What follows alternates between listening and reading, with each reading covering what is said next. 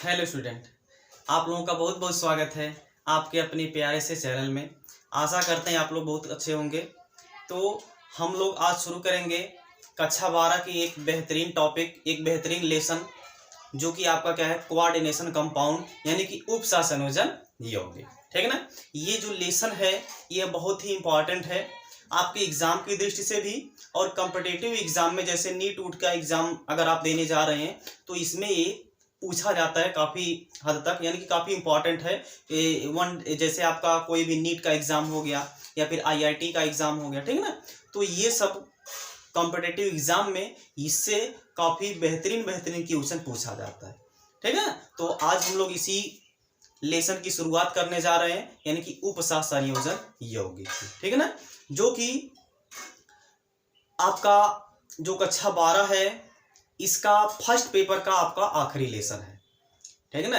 कक्षा 12 का जो फर्स्ट पेपर है उसका इनऑर्गेनिक केमिस्ट्री जो है उसका यानी कि उस इनऑर्गेनिक केमिस्ट्री का आखिरी लेसन जो है आपका क्या है, कोऑर्डिनेशन कंपाउंड यानी कि उपसह संयोजन यौगिक। ठीक है ना। तो हम लोग पहले देखेंगे उपसह संयोजन यौगिक होता क्या है। ठीक है ना। देखिए, तो उपसह संयोजन यौगिक कक्षा 12 के लिए हम लोग पढ़ेंगे। हालांकि अगर आप ग्रेजुएशन में है तो ग्रेजुएशन में भी आपको पढ़ना पड़ेगा। एक लेसन है बीएससी थर्ड सेमेस्टर में, ठीक है ना, जो कि है आपका कोऑर्डिनेशन केमिस्ट्री। ठीक है ना। वहां पे कोऑर्डिनेशन केमिस्ट्री चैप्टर का नाम है आपका यही। ठीक है ना। हालांकि आपका ग्रेजुएशन है तो उसमें थोड़ा सा हाई लेवल का देगा। तो कहने का मतलब बेसिक इसका यही रहेगा, बेस यही रहेगा। ठीक है ना। तो कक्षा 12 के लिए हम लोग पढ़ेंगे उपसह संयोजन यौगिक। लेसन का नाम है जिसको हम लोग क्या बोलते हैं इंग्लिश में, कोऑर्डिनेशन कंपाउंड बोलते हैं। ठीक है ना। पहले तो हम लोगों को मालूम होना चाहिए कि उपसह संयोजन यौगिक। देखिए यहाँ पे एक शब्द आया है, दो शब्दों से यहाँ एक प्रकार से बना हुआ है, उपसह संयोजक यौगिक। ठीक है ना। यौगिक तो आप लोग जानते हैं, अगर नहीं जानते हैं तो कक्षा 11 में हम लोग यानी कि हम आपको पढ़ाए हैं। अगर आप नहीं देखे हैं तो प्लेलिस्ट में जाकर के क्लास 11th का हमें लग रहा है कि तीसरा लेक्चर होगा। क्लास 11th का जो तीसरा लेक्चर है उसी में आपको बताया गया कि जो कंपाउंड होते हैं, या फिर दूसरा लेक्चर होगा तो उसी में आपको बताया गया है कि यौगिक क्या होते हैं और यौगिक कितने प्रकार के होते हैं। ठीक है ना। तो वहां पे आपको बेहतरीन तरीके से समझाया गया। अगर आपको यौगिक के बारे में नहीं मालूम है तो वहां पे जाकर के आप लोग देख सकते हैं। ठीक है ना। अगर नहीं आपको कोई समस्या है तो अगर आप इस वीडियो पे आ गए हैं तो कोई प्रॉब्लम नहीं। यहाँ पे हम आपको एकदम बेहतरीन तरीके से, एकदम डिटेल से यहाँ पे आपको बताएंगे कि यौगिक क्या होता है और आपका उपसह संयोजन यौगिक क्या होता है। ठीक है ना। तो यौगिक क्या होता है पहले तो हम आपको ये बता दें।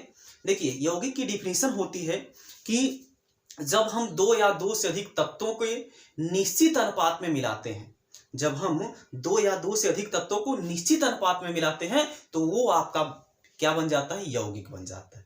ठीक है ना। जैसे हम लोग क्या करेंगे कि अगर कोई दो व्यक्ति हैं, अगर उसको हम निश्चित अनुपात में मिलाएंगे, कोई भी दो पदार्थ लीजिए अभी या फिर कोई भी दो व्यक्ति लीजिए, अगर उसको हम निश्चित अनुपात में मिलाएंगे तो वो आपका क्या बन जाएगा, यौगिक बन जाएगा, यानी कि कंपाउंड बन जाएगा। ठीक है ना। जैसे आपका हम NH3 हो गया, अब इसमें नाइट्रोजन और हाइड्रोजन का अनुपात जो होगा हमेशा फिक्स होगा। एक नाइट्रोजन होगा तो 3 इसमें हाइड्रोजन होगा। तो यहाँ पे हमने क्या किया, दो तत्वों को मिलाया है, वो भी निश्चित अनुपात में मिलाया है, तो इसको हम लोग क्या बोलेंगे, यौगिक बोलेंगे। क्लियर ना। चलिए, अब आपको तो यौगिक कंफर्म हो गया कि मालूम हो गया यौगिक क्या होता है। अब हमको ये जानना है कि उपसह संयोजक यौगिक क्या होता है। देखिए यहाँ पे है उपसह संयोजक, यहाँ पे आबंध से, यानी जो उपसह संयोजक है ये आबंध को प्रदर्शित करता है। ठीक ना। यहाँ पे बोला जा रहा है उपसह संयोजक यौगिक, मतलब ऐसा यौगिक जिसमें उपसह संयोजी आबंध पाया जाता है। ऐसा यौगिक जिसमें उपसह संयोजी आबंध पाया जाता है, इस प्रकार के यौगिक को क्या बोला जाता है, उपसह संयोजक यौगिक बोला जाता है। बात समझ में आ रही है ना, कि ऐसा यौगिक जिसमें उपसह संयोजी आबंध पाया जाता है। अब ये उपसह संयोजी आबंध क्या बला आ गई, कहां से है, ये क्या होता है उपसह संयोजक यौगिक, हमको नहीं मालूम है तो कोई दिक्कत नहीं, यहाँ पे आपको बता देंगे। अभी आप बता रहे हैं, यानी कि अभी यहाँ पे आपको बताया जा रहा है कि क्या होगा आपका उपसह संयोजक यौगिक, यानी कि आपका उपसह संयोजन आबंध क्या होता है। ठीक है ना। देखिए, जो आबंध होते हैं यह मूल रूप से 3 प्रकार के होते हैं। कितने प्रकार के होते हैं, 3 प्रकार के होते हैं। पहला आपका होता है सहसंयोजी आबंध। क्या होता है पहला आपका, सहसंयोजी आबंध। यहाँ पे हम लोग डिटेल में नहीं जाएंगे, ठीक ना। अगर आपको डिटेल में पढ़ना है तो हमारी प्लेलिस्ट में जाइए, वहां पे आपको यानी कि सहसंयोजी आबंध के बारे में, उपसहसंयोजी आबंध के बारे में, वैद्युत संयोजी आबंध यानी कि जो आबंध तीनों प्रकार का होता है उसके बारे में डिटेल से वहां पे बताया गया है, ठीक है ना। यहाँ पे हम थोड़ा सा हिंट देंगे, उसके बाद हम आगे अपनी क्लास को कवर करेंगे, ठीक है ना। तो देखिए पहला होता है आपका सहसंयोजी आबंध, दूसरा होता है आपका आयनिक आबंध, दूसरा क्या होता है, आयनिक आबंध होता है, और इसी को हम लोग क्या बोलते हैं, वैद्युत संयोजी आबंध भी बोलते हैं। क्या बोलते हैं इसी को, या इसको आप क्या बोलते हैं, वैद्युत संयोजी आबंध बोलते हैं, वैद्युत संयोजी आबंध बोलते हैं। क्लियर ना। इसके बाद तीसरा आपका जो होता है वो होता है आपका उपसहसंयोजी आबंध, उपसहसंयोजी आबंध होता है। तीसरा आपका क्या होता है, उपसहसंयोजी आबंध होता है। क्लियर ना। तो यही जो आबंध होते हैं मूल रूप से तीन प्रकार के होते हैं, सहसंयोजी आबंध, दूसरा आपका वैद्युत संयोजी आबंध होता है, उसी को हम लोग आयनिक आबंध भी बोलते हैं, और तीसरा आपका जो होता है वो होता है उपसहसंयोजी आबंध, जिस पर हम लोगों को फोकस करना है। क्लियर ना। अब देखिए जो सहसंयोजी आबंध होता है वह इलेक्ट्रॉन की शेयरिंग से बनता है। सहसंयोजी आबंध जो होता है वह इलेक्ट्रॉन की शेयरिंग से बनता है, यानी कि अगर इक्वल नंबर ऑफ इलेक्ट्रॉन की शेयरिंग होती है तो वहां पे जो आबंध बनता है वो कौन सा आबंध होता है, आपका सहसंयोजी आबंध होता है, ठीक है ना। जैसे देखिए एग्जांपल में अगर आपको दे दिया जाए, जैसे आपका H और Cl हो गया, इसके बीच में यहाँ पे क्या है, सिंगल बॉन्ड है। सिंगल बॉन्ड का मतलब इन दोनों के बीच में एक एक इलेक्ट्रॉन की शेयरिंग हुई है, सिंगल इलेक्ट्रॉन की यहाँ पे शेयरिंग हुई है, जिसके कारण यहाँ पे क्या बना हुआ है, सिंगल बॉन्ड बना हुआ है, और ये जो बॉन्ड है इसको हम लोग क्या बोलते हैं, सहसंयोजी आबंध बोलते हैं। इंग्लिश में इसको क्या बोलते हैं, कोवैलेंट, सॉरी हाँ ठीक है, इसको इंग्लिश में क्या बोला जाता है, कोवैलेंट बॉन्ड बोला जाता है। क्लियर ना। इसको क्या बोलते हैं, कोवैलेंट बॉन्ड बोलते हैं, इसको क्या बोलते हैं, आयनिक बॉन्ड बोलते हैं, इसको बोलते हैं हम लोग कोऑर्डिनेट बॉन्ड बोलते हैं। क्लियर ना। तो इसमें कोवैलेंट बॉन्ड पाया जाता है HCl में। तो कैसे बनता है यानी कि कोवैलेंट बॉन्ड, यानी कि सहसंयोजी आबंध इलेक्ट्रॉनों की बराबर की शेयरिंग से। क्लियर ना।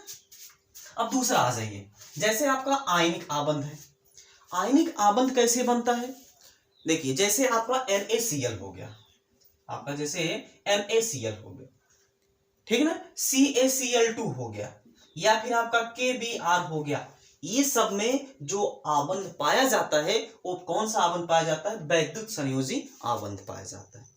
ये कैसे बनता है, देखिए जब एक मोर इलेक्ट्रोनिगेटिव एलिमेंट, ठीक ना, जब कोई इलेक्ट्रोनिगेटिव एलिमेंट, मोर नहीं बोलेंगे क्योंकि मोर भी हो सकता है, कोई दिक्कत नहीं यहाँ पे, ठीक है ना। जब कोई इलेक्ट्रोनिगेटिव एलिमेंट किसी इलेक्ट्रोपॉजिटिव एलिमेंट से जुड़ता है तो वहां पे जो बॉन्ड बनता है वो कौन सा बॉन्ड बनता है, आपका आयनिक आबंध बनता है, यानी कि आयनिक बॉन्ड बनता है, जिसको आप क्या बोलते हैं, वैद्युत संयोजी आबंध बोलते हैं। क्लियर ना। अब यहाँ पे होता क्या है, NaCl में, NaCl आपका क्या इलेक्ट्रोपॉजिटिव एलिमेंट है, एक क्या है इलेक्ट्रोनिगेटिव एलिमेंट, ठीक है ना। अब यहाँ पे होगा क्या, इसके आउटर मोस्ट शेल में एक इलेक्ट्रॉन होता है, यानी जो सोडियम होता है इसके आउटर मोस्ट शेल में एक इलेक्ट्रॉन होता है, और जो क्लोरीन होता है इसके आउटर मोस्ट शेल में आपका 7 इलेक्ट्रॉन होता है। कितना इलेक्ट्रॉन होता है, 7 इलेक्ट्रॉन होता है। अब ये सोडियम क्या करता है, एक इलेक्ट्रॉन इसको डोनेट कर देता है।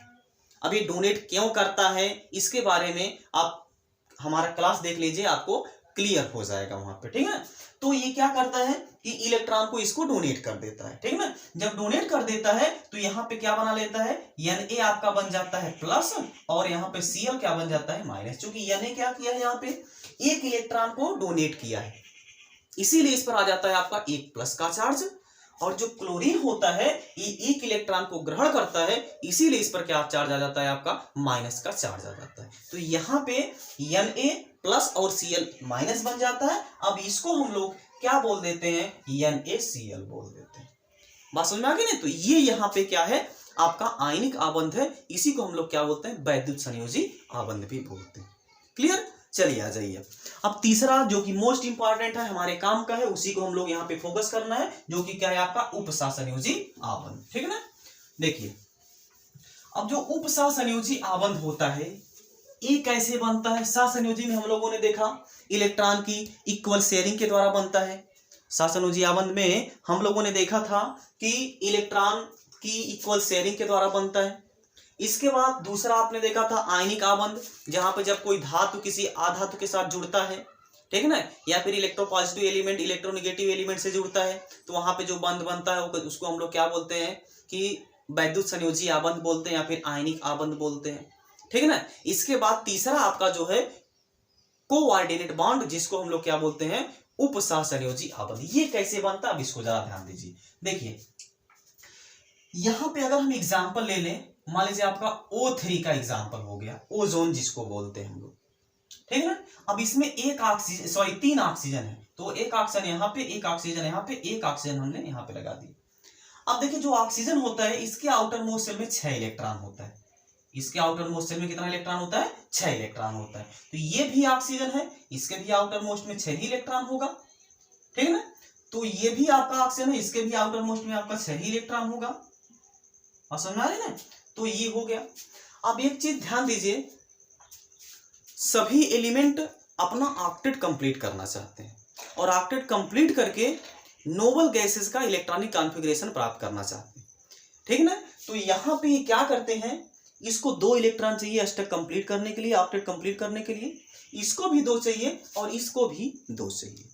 अब अगर ये वाला ऑक्सीजन एक एक इलेक्ट्रॉन की शेयरिंग कर रहा है, अगर मान लीजिए यहां पे 1 इलेक्ट्रॉन की शेयरिंग हो जाए और यहां पे 1 इलेक्ट्रॉन की शेयरिंग हो जाए,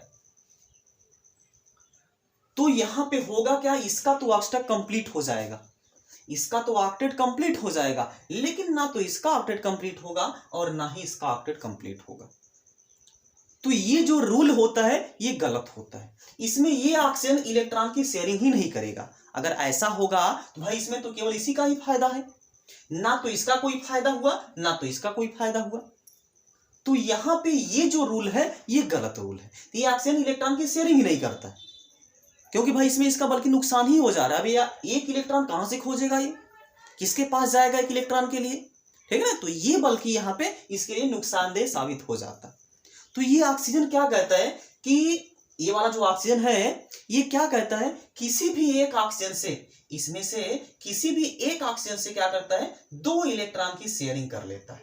कितने इलेक्ट्रॉन की शेयरिंग कर लेता है? 2 इलेक्ट्रॉन की शेयरिंग कर लेता है। अब जैसे ये है, अब इससे 2 इलेक्ट्रॉन की शेयरिंग कर लिया, ये यहां पे, अब इससे भी 2 इलेक्ट्रॉन की यहां पे क्या कर लिया, शेयरिंग कर लिया। अब देखिए इसका भी अष्टक कंप्लीट हो गया और इसका भी अष्टक यहां पे कंप्लीट हो गया। बात समझ में आ रही है ना, इसका भी अष्टक कंप्लीट हो गया और इसका भी अष्टक कंप्लीट हो गया। लेकिन अब यहाँ पे ये वाला बेचारा ऑक्सीजन जो है टुकुर टुकुर ताक रहा है, यानी कहने का मतलब ये भी ताक रहा है कि कहीं से हमको 2 इलेक्ट्रॉन मिले। ये भी सोच रहा है कहीं से हमको 2 इलेक्ट्रॉन मिल जाए तो भाई हम भी अपना अष्टक कंप्लीट करके एकदम शांतिपूर्वक बैठ जाए, न्यूट्रल हो जाए।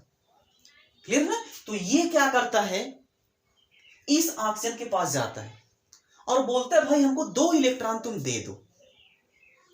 अब ये बोलता है भाई हम तो शेयरिंग नहीं करेंगे, क्योंकि हमारे पास तो 8 इलेक्ट्रॉन पहले से हो चुका है। जब 2 इलेक्ट्रॉन की शेयरिंग कर लिया, इसका तो अष्टक कंप्लीट पहले से हो चुका है, तो ये शेयरिंग करने के लिए मना कर देता है। तो ये कहता है कि भाई हम तुम्हें 2 इलेक्ट्रॉन जो है कि दान में दे सकते हैं, लेकिन तुम लेकर के इलेक्ट्रॉन हमारा भागना मत, जब हमको जरूरत पड़ेगी तो हम इलेक्ट्रॉन ले सकते हैं। तो ये क्या करता है, लोन पेयर ऑफ इलेक्ट्रॉन को इसको डोनेट कर देता है, युग्म के रूप में 2 इलेक्ट्रॉन इसको क्या कर देता है, या डोनेट कर देता है। यहां पे शेयरिंग नहीं करता। तो यहां पे क्या कर रहा है, लोन पेयर में इलेक्ट्रॉन डोनेट किया जा रहा है। तब यहां पे जो आबंध बनता है उस आबंध को क्या बोलते हैं, उपसह संयोजी आबंध, यानी कि कोऑर्डिनेट बॉन्ड उसी को बोला जाता है। क्लियर ना। अब यहाँ पे ये कैसे बन जाएगा आपका, ये हो जाएगा O, यहाँ पे तो 2 इलेक्ट्रॉन की शेयरिंग हुई थी, तो यहाँ पे बन जाएगा ये, और यहाँ पे बन जाएगा ये। इसको हम लोग हमेशा एरो से रिप्रेजेंट करते हैं, और यहाँ पे 2 इलेक्ट्रॉन की यहाँ पे ये ट्रांसफर किया हुआ ये वाला ऑक्सीजन इस ऑक्सीजन को, तो इसीलिए यहाँ पे एक एरो का साइन आ जाता है। इसी एरो के साइन को हम लोग क्या बोलते हैं, कोऑर्डिनेट बॉन्ड बोलते हैं, यानी कि उपसह संयोजी आबंध बोलते हैं। बात समझ में आ गई ना। उपसह संयोजी आबंध क्या होता है, तीनों आबंध के बारे में हम लोगों ने समझ लिया। अब चलिए हम लोग चलते हैं उपसह संयोजक यौगिक के बारे में। अब हम लोग उपसह संयोजक यौगिक किसे बोलेंगे, तो भाई सीधा सीधा बात है, जिसमें उपसह संयोजी आबंध पाया जाता है, यानी ऐसे यौगिक जिसमें उपसह संयोजी आबंध पाया जाता है, इस प्रकार के यौगिक को हम लोग क्या बोलते हैं, उपसह संयोजी यौगिक बोलते हैं। बात समझ में आ गई ना। तो ऐसे यौगिक जिसमें उपसहसंयोजी आबंध पाया जाता है, इस प्रकार के यौगिक को हम लोग क्या बोलते हैं, उपसहसंयोजी यौगिक बोलते हैं। क्लियर ना। तो चलिए शुरू करते हैं अपने टॉपिक को, उपसहसंयोजक यौगिक। ठीक, तो भाई कॉपी और पेन आप लोग लेकर के बैठिए, ठीक ना, ताकि नोट्स आप साथ साथ बनाते रहिए। अगर कॉपी और पेन नहीं लेकर के बैठेंगे तो वीडियो देखेंगे तो आपको कुछ भी फायदा यहाँ पे मिलने वाला नहीं है, ठीक है ना। हाँ, तो कॉपी और पेन, जो भी आपको टॉपिक पढ़ाया जाए हमेशा कॉपी और पेन लेकर के बैठा करिए और उसको हमेशा नोट किया करिए, अपने हाथ से नोट्स तैयार किया करिए, ठीक है ना। क्योंकि अपने हाथ से तैयार किया हुआ जो नोट्स होता है वह एकदम 100% समझ लीजिए प्योर होता है, ठीक है ना। हाँ, तो वो आपको समझ में आएगा उसमें कि हमने क्या लिखा है क्या नहीं लिखा है, ठीक है ना। तो इसीलिए बोल रहे हैं कि नोट्स आप जरूर से जरूर बना लिया करिए, ठीक है ना। चलिए आ जाइए, तो हम लोग देख लेते हैं उपसहसंयोजन यौगिक की परिभाषा क्या होती है। ऐसे यौगिक जिसमें उपसहसंयोजी आबंध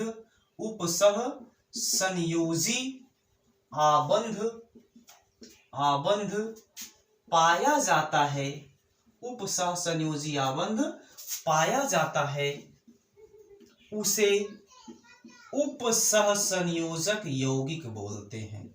उपसहसंयोजक यौगिक कहते हैं। क्लियर। तो ऐसे यौगिक जिसमें उपसहसंयोजी आबंध पाया जाता है उसको हम लोग क्या बोलते हैं, उपसहसंयोजी यौगिक बोलते हैं। बात समझ में आ गई। अभी हम इसका एग्जाम्पल आगे देखेंगे, ठीक है ना। एग्जाम्पल अगर आपको देखना है तो देख लीजिए, ऐसा कुछ कंपाउंड होगा, स्क्वायर ब्रैकेट में यहाँ पे होगा M, यहाँ पे आपका होगा L और यहाँ पे ऐसे बंद होगा। यहाँ भी आपका काउंटर आयन हो सकता है, यहाँ भी आपका काउंटर आयन हो सकता है, ठीक ना। यहाँ पे M जो होगा कोई भी मेटल होगा और L यहाँ पे कोई भी लिगेंड होगा।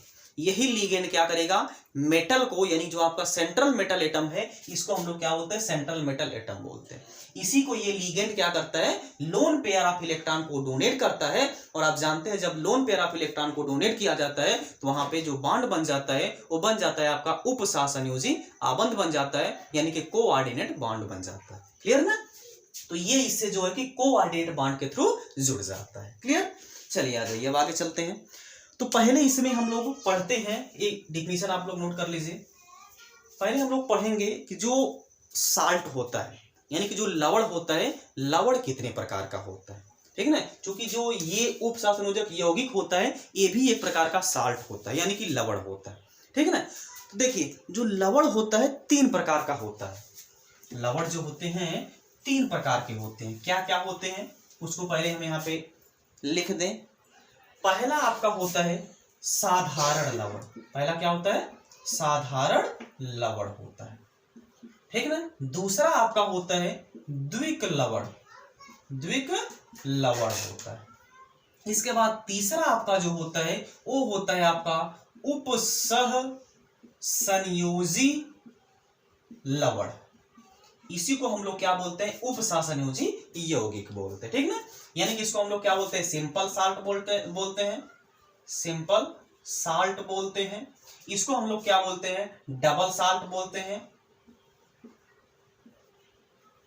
डबल साल्ट इसको हम लोग बोलते हैं। और इसको हम लोग क्या बोलते हैं, कोऑर्डिनेट साल्ट बोलते हैं। इसी को हम लोग क्या बोलते हैं, उपसहसंयोजक यौगिक भी बोल सकते हैं, बोलेंगे, ठीक है ना। तो ये होता है। तो पहले हम लोग को समझना है कि साधारण लवण क्या होता है, सिंपल साल्ट क्या होता है, ठीक है ना। देखिए आप लोग जानते हैं, आपने कक्षा 10 में एक रिएक्शन पढ़ा होगा, न्यूट्रलाइजेशन रिएक्शन, जिसको आप क्या बोलते हैं हिंदी में, उदासीनीकरण अभिक्रिया। उदासीनीकरण अभिक्रिया क्या होता है कि जब किसी अम्ल की अभिक्रिया किसी क्षार से करा दिया जाता है तो आपका क्या बन जाता है, लवण बन जाता है और जल बन जाता है। याद आया। इसी अभिक्रिया को हम लोग क्या बोलते हैं, बोलिए, इसी अभिक्रिया को हम लोग क्या बोलते हैं, उदासीनीकरण अभिक्रिया, यानी न्यूट्रलाइजेशन रिएक्शन बोलते हैं। क्लियर ना।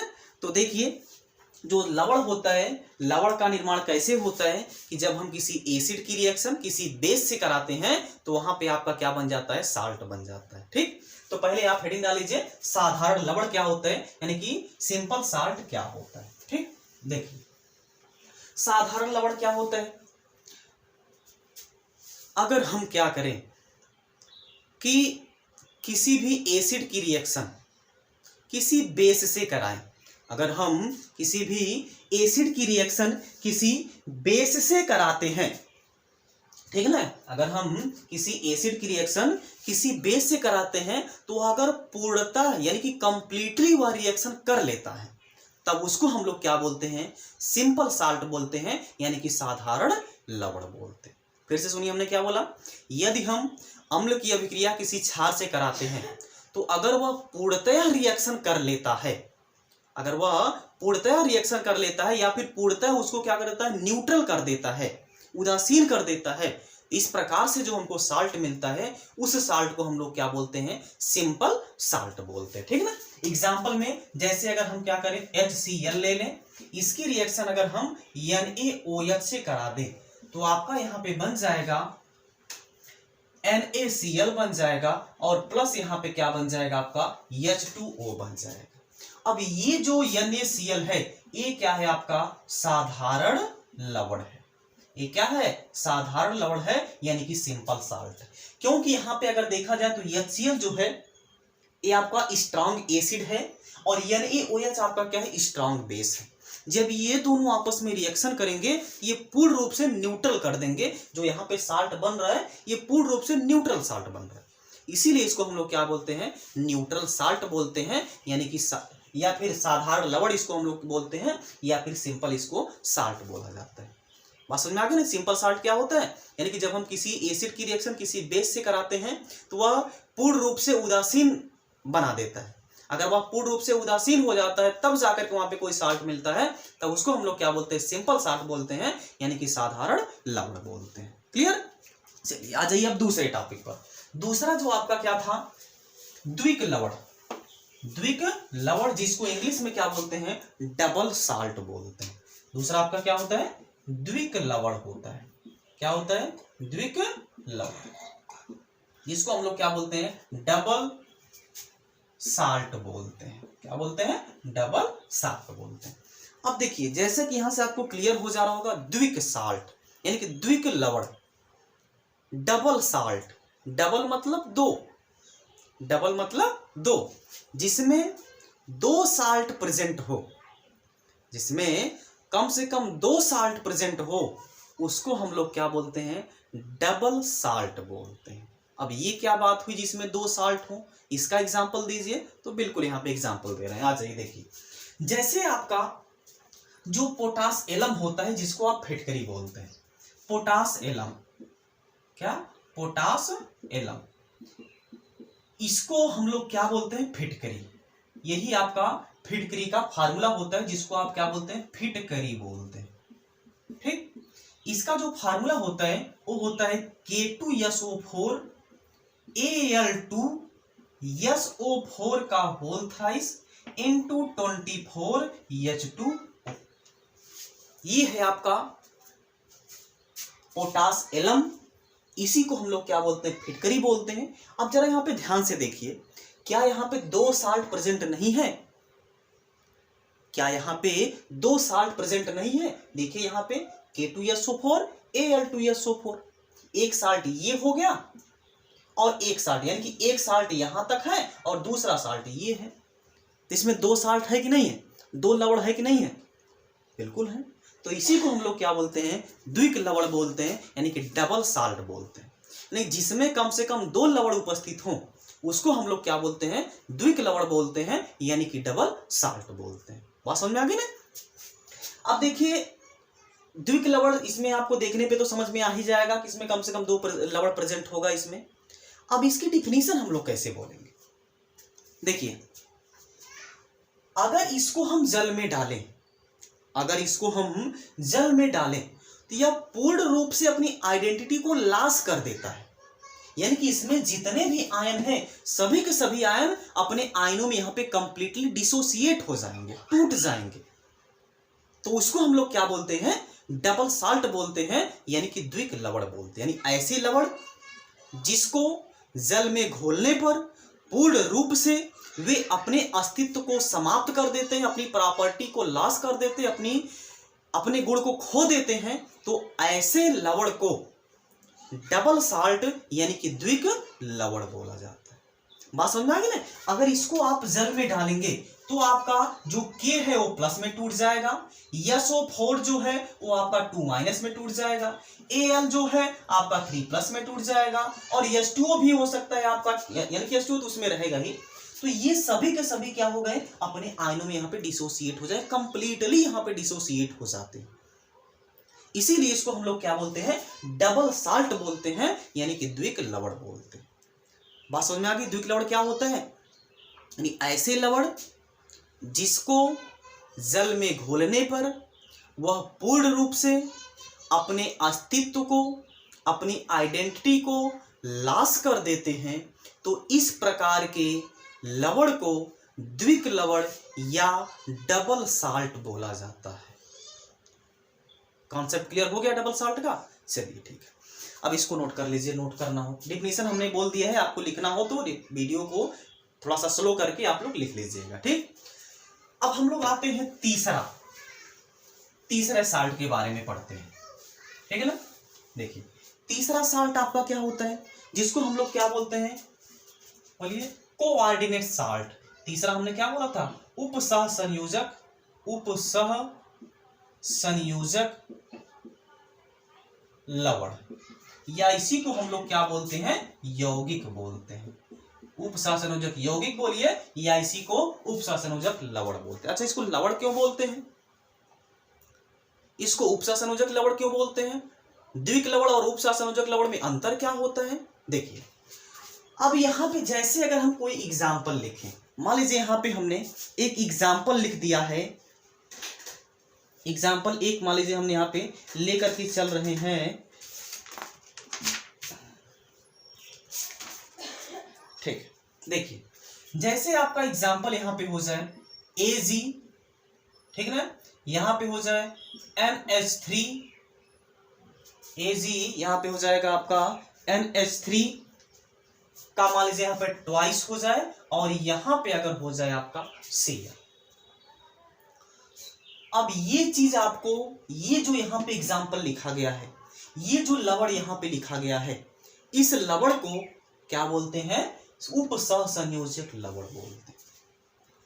अब इसमें ऐसा क्या है कि इसको हम लोग उपसहसंयोजक लवण बोलते हैं, क्योंकि यहां पे ये जो NH3 है, इसी को हम लोग क्या बोलते हैं, लीगेंड बोलते हैं। इसी को हम लोग क्या बोलते हैं, NH3 को लीगेंड बोलते हैं। अब ये लीगेंड क्या करेगा, लोन पेयर ऑफ इलेक्ट्रॉन इस सिल्वर को डोनेट करता है। तो जब lone pair of electron donate करेगा तो यहाँ पे कौन सा बॉन्ड बनेगा, उपसहसंयोजी बॉन्ड, यानी कि उपसहसंयोजी आबंध बनेगा, कोऑर्डिनेट बॉन्ड बनेगा, यहाँ पे बनेगा ना। तो इसीलिए इस यौगिक को हम लोग क्या बोलते हैं, उपसहसंयोजी यौगिक बोलते हैं। अब एक चीज यहाँ पे ध्यान देना है कि ये जो आपका उपसहसंयोजक लवण होता है और द्विक लवण होता है, इन दोनों में अंतर क्या होता है। तो देखिए इसमें पहला अंतर तो ये होता है, इसमें आपका स्क्वायर ब्रैकेट लगा हुआ होता है, और इसके पहले जो आपका डबल साल्ट था यानी कि द्विक लवण था, उसमें आपने देखा था कि जिसको अगर आप जल में घोलेंगे तो आप पूर्ण रूप से अपनी आइडेंटिटी को लॉस कर देता है, तब उसको हम लोग क्या बोलते हैं, डबल साल्ट बोलते हैं, यानी कि द्विक लवण बोलते हैं। लेकिन इसको क्या है, अगर आप इसको H2O में डालेंगे तो आपका टूट जाएगा, यह Ag हो जाएगा, NH3 का ट्वाइस हो जाएगा, NH3 का ट्वाइस हो जाएगा, और यहां पे आ जाएगा प्लस, और यहां पे आ जाएगा Cl माइनस। अब एक चीज यहां पे ध्यान देना है, ये जो AgNH3 का ट्वाइस है, एक क्या पूर्ण रूप से अपने आयनों में डिसोसिएट हुआ, पूर्ण रूप से क्या या अपने आयनों में टूटा, पूर्ण रूप से क्या या अपनी आइडेंटिटी को लॉस किया, नहीं लॉस किया। लेकिन द्विक लवण में क्या था, Ag प्लस में अगर मान लीजिए Ag का कोई कंपाउंड होता तो आपका Ag प्लस और NH3 मान लीजिए होता तो माइनस, या फिर कुछ रूप में, यानी कि यह टूट जाता, पूर्ण रूप से कंप्लीटली डिसोसिएट हो जाता है अपने आयनों में, तब उसको हम लोग क्या बोलते हैं, डबल साल्ट बोलते हैं, यानी कि द्विक लवण बोलते हैं। लेकिन इसमें आपका क्या है कि यह पूर्ण रूप से अपने आयनों में डिसोसिएट नहीं हो पा रहा है, अपनी आइडेंटिटी को लॉस नहीं कर रहा है, तो इसको हम लोग क्या बोलेंगे, कोऑर्डिनेट साल्ट बोलेंगे, यानी कि उपसहसंयोजक लवण बोलेंगे, और इसी को हम लोग क्या बोलते हैं, उपसहसंयोजक यौगिक बोलते हैं। बात समझ में आ गई ना। अब दोनों में आपको अंतर समझ में आ गया होगा, उपसहसंयोजक यौगिक और द्विक लवण, या फिर उपसहसंयोजक लवण और द्विक लवण में आपको अंतर समझ में आ गया होगा। द्विक लवण को अगर आप H2 में डालते हैं तो पूर्ण रूप से अपनी आइडेंटिटी को लॉस कर देता है, लेकिन जो आपका उपसहसंयोजक लवण होता है, इसको अगर आप जल में डालेंगे तो यह पूर्ण रूप से अपनी आइडेंटिटी को लॉस नहीं करेगा, अपने अस्तित्व को समाप्त नहीं करेगा, इसीलिए इसको हम लोग क्या बोलते हैं, उपसहसंयोजक लवण बोलते हैं। क्लियर ना। तो इसी यौगिक के बारे में हम लोग को पढ़ना है, इस टाइप का यौगिक कोई होगा तो इसी में हमको ये सब आपको पढ़ना होगा, यही यौगिक के बारे में, ठीक ना। यही जो यौगिक है इसी के बारे में अब आपको पढ़ना होगा, इसी को हम लोग क्या बोलेंगे, उपसहसंयोजक यौगिक बोलेंगे। क्लियर ना। तो ये हो गया, आज थोड़ा सा इंट्रोडक्शन था इस लेसन के बारे में, ठीक है ना। तो पहले आप लोग इतना तैयार करिए, इतना नोट्स बनाइए, इसके बाद नेक्स्ट क्लास में हम लोग पढ़ेंगे कि ये जो उपसहसंयोजक यौगिक होता है इसमें कौन कौन सा टर्म यूज किया जाता है, क्या होता है, इसके बारे में और से डिटेल से हम लोग नेक्स्ट क्लास में पढ़ेंगे, ठीक है ना। तब तक आप लोग स्वस्थ रहिए, मस्त रहिए, जहाँ पे भी रहिए, अपने माता पिता का ख्याल रखिए। अब मिलते हैं नेक्स्ट क्लास में। जय हिंद, जय भारत।